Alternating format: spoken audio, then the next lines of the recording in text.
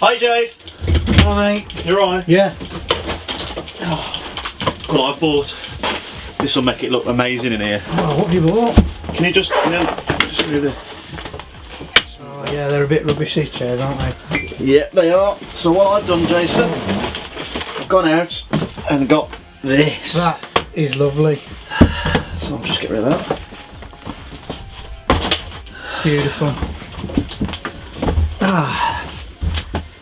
Ooh. Right, I'm ready. Did you not get two of them?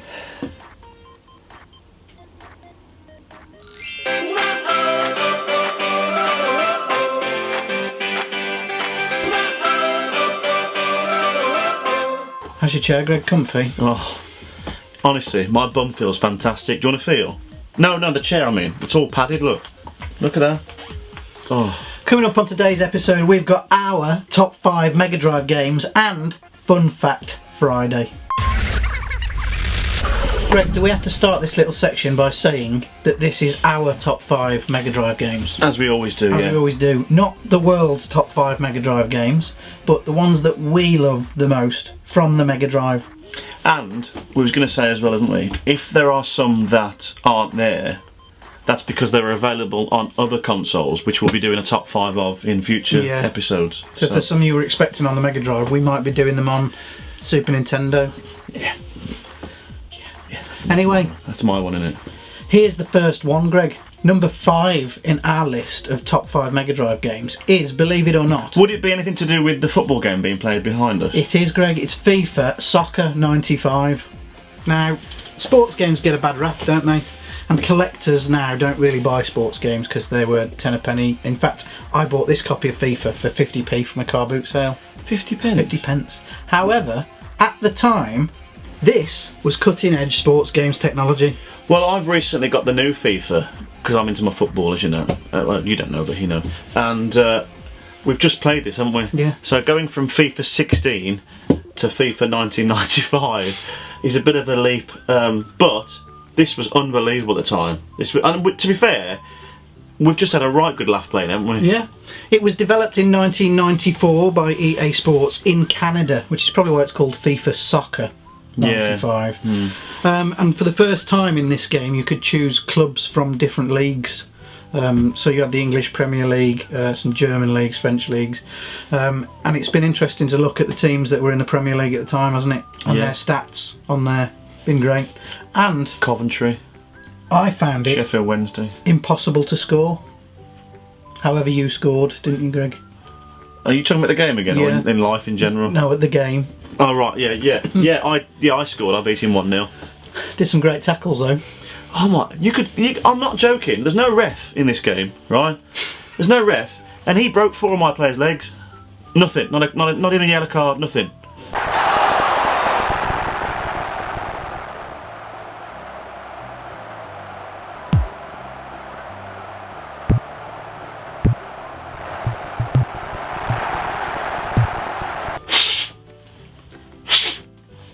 What are you doing? Blowing in the cartridge, Greg. Everyone knows that. It was essential, wasn't it? This, Greg, is number 4 in our list of Mega Drive games. Tell them what it is. What is number 4? The Lion King. The Lion King. The first of the Disney games in our top 5, and they feature quite heavily, don't they? They do, and I bet we wouldn't have said this as we was kids though. It'd be a bit embarrassing as kids, wouldn't it? But to be fair, they're great games. Oh, this I think would have been a bit higher for me, but there's a game later on which you'll see why it had to go in.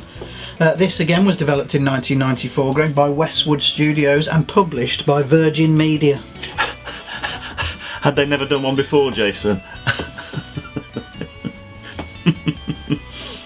As you can see, it's a side-scrolling platform game when you take on the role of Simba. Oh, it was brilliant, wasn't it? Yes. This would have been higher for me. I would have put this higher. It's just a great game. And we have discovered that Simba makes some very strange noises, doesn't he, Greg? Well, I'm not going to say anything because children watch this programme. But I'll put a clip in and you'll see what we mean.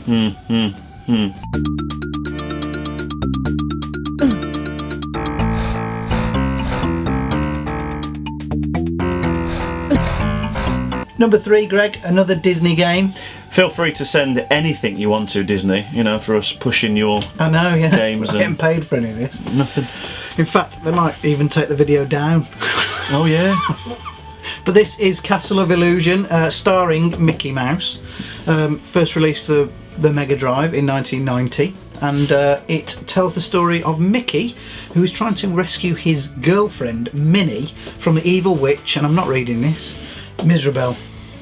What's it say there? Miserable for then? Just a little reminder. Oh, right.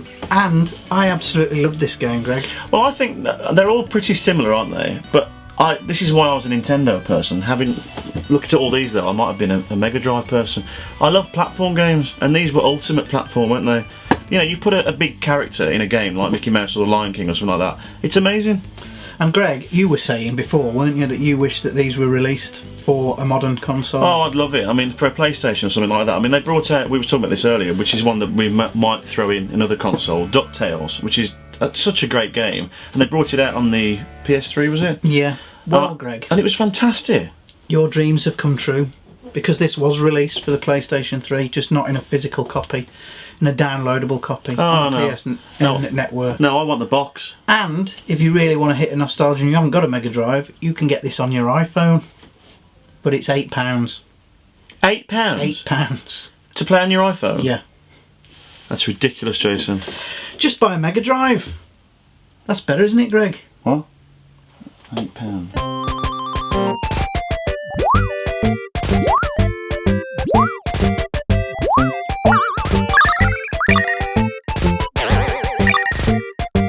Right, in at number 2, might surprise a lot of people, this one, mightn't it, Jason? It might.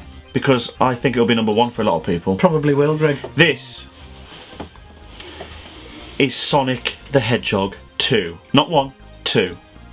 Of the Sonic Mega Drive games, this, in our opinion, is the best of the Sonic Mega Drive games, Sonic 2.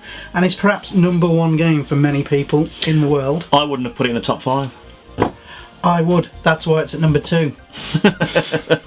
Guess who runs this working relationship? You've got number 1 now, haven't you, Greg? I have, yeah.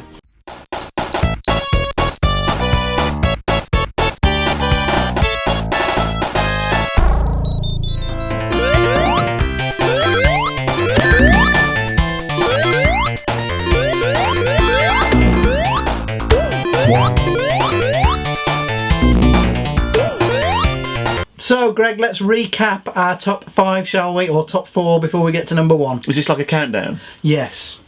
In at number 5, Greg, is FIFA 95. Number 4, we've got The Lion King.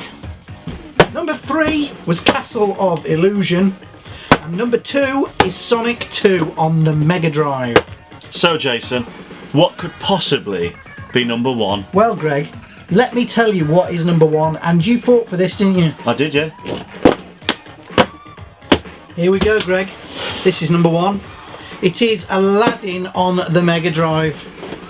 Now, let me let you into a little secret. We were going to have Aladdin on the screen in the background. However, when we opened the box, the cartridge wasn't in it. Paid a fortune for that, didn't you? So what I'll do is I'll put a little clip on the screen, Greg. When you do that, Jason? When I edit it. This doesn't go out live. Oh. Anyway, Aladdin, Greg, another Disney game on Mega Drive. This was a leap forward in graphics for us, wasn't it? I honestly think this was a phenomenal game. And I'll tell you why. Because when it was released, the similarities between the actual film and this were amazing. And obviously a film being a film put onto a game is usually difficult. But because it was a cartoon film, is that making sense? Yeah, it just looked so well, and it just looked amazing. It did look amazing, which you'll see from the clip that I have to put on the screen, because we forgot the cartridge. No, we didn't forget it. You've paid about £150 for that, and there's nothing in it. I think I paid £1 for it, Greg. You did not pay £1 for that.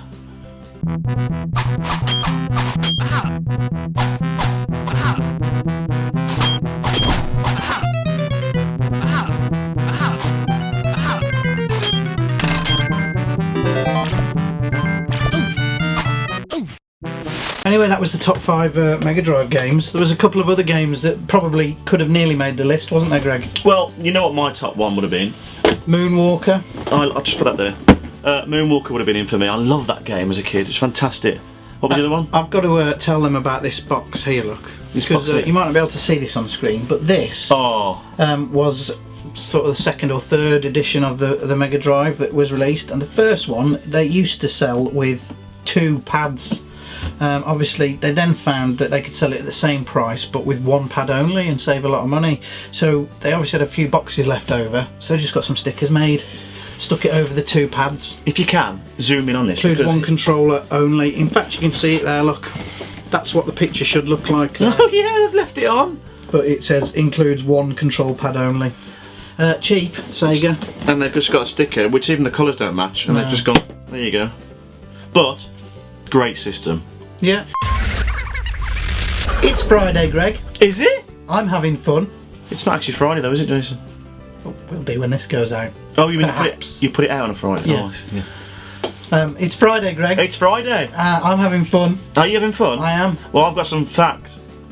That makes it a Fun Fact Friday, Greg. It does.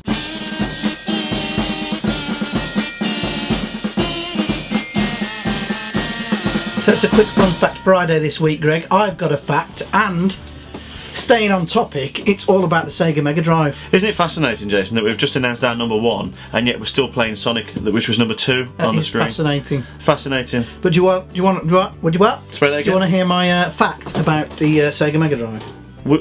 Was she supposed to find out facts about Sega? Yeah. Well, just do yours first. Did you know, Greg, that in 1990, this is 1990 we're talking about, when the Sega Mega Drive was released in Japan, it had a modem and had online capabilities in 1990, before any of us really had the internet. It had a modem? Its own modem, and you could download and play games. What the hell is a modem? It's a thing you used to use to dial up the internet, Greg. Do you remember that, with your phone? Amazing. You still have modems these days, but they're broadband ADSL things. But the Mega Drive had its own modem, and you could download games and play them. How far ahead of its time was that? So far ahead of its time that it didn't really take off, and it was only ever available in Japan and never available in these countries. So, what's your Sega fun fact, Greg? I didn't realise we was doing Sega fun facts. Just do your fact then, whatever it's about. Okay. Did you know you can buy a pill, Jason, to make your farts smell like chocolate? I didn't know that, Greg. That is a fun fact. Fart Chocolatey Friday. Greg, that should have been Fun Fact Fart Ferrero Rocher Friday. Jason, that's amazing.